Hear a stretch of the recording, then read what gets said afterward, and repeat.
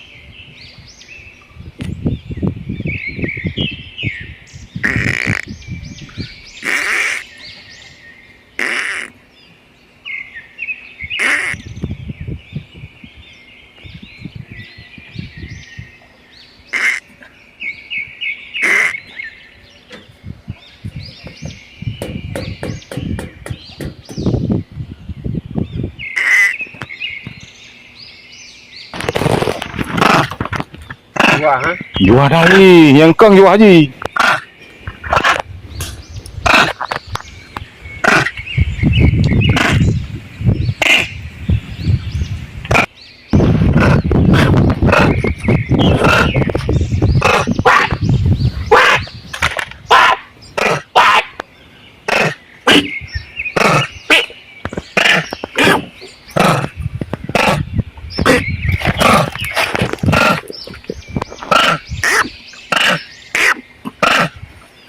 Pak, mau makan? Ya? Kau bisa mau? Hah?